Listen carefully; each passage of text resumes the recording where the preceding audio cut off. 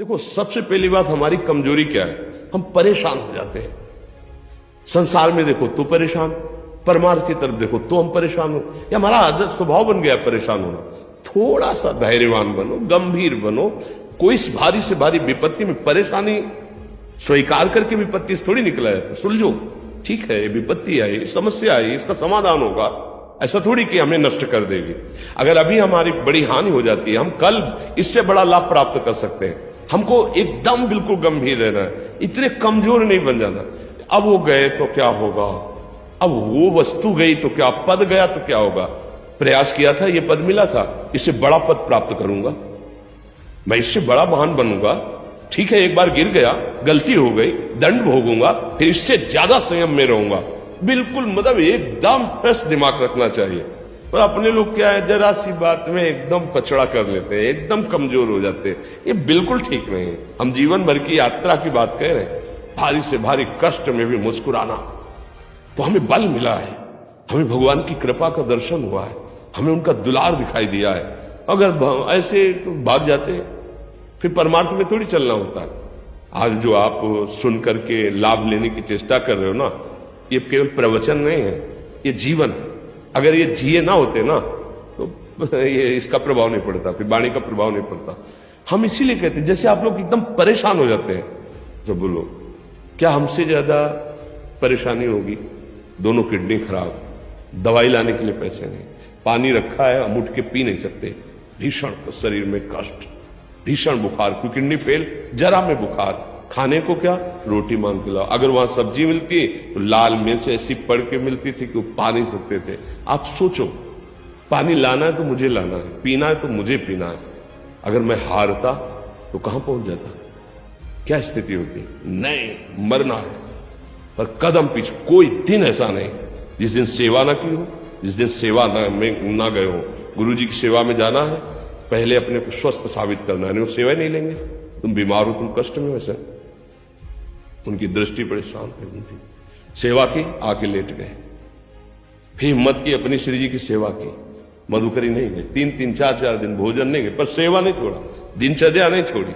और उसका प्रधान कारण संयम, ब्रह्मचर्य, भगवत आश्रय, नाम जप, कभी हारने नहीं दिया।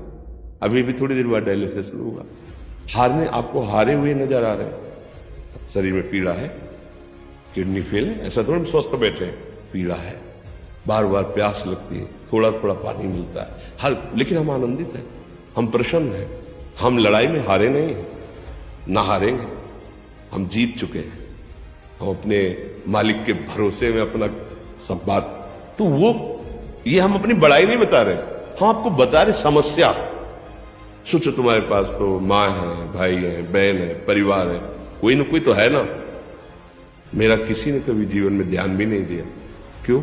बचपन से बाबा जी बन गए, किसी से प्यार नहीं, किसी से संबंध नहीं, कोई जानकारी नहीं, हम कहाँ हैं, वो कहाँ है, किसी से कोई मतलब नहीं। अच्छा, जवान साधु कौन श्रद्धा करे, कभी गांव जाने की हिम्मत नहीं पड़ती कि रोटी मांग ले।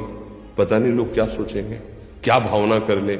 हम दरवाजे पे खड़े हैं, क्या कैसी भाव, जो हमारे सामने आकाश वृत्ति से आया यौवन अवस्था में, वही पाया, अन्यथा भूखे रह गए। जब हम हर समय अपने को विवेक के द्वारा सावधान रखे, तो हम कभी निराश नहीं हुए, कभी उदास नहीं हुए, कभी ऐसा नहीं लगा कि यार हम दुखी, कभी नहीं लगा। उसी का फल है कि उस सुख का संकेत मिल गया जहां दुख की निशानी भी नहीं, वही उसी के बच्चे हो। हम सब उसी धातु से बने हुए हैं। हम इतना क्यों परेशान हो जाते हैं, हम ये देखते हैं।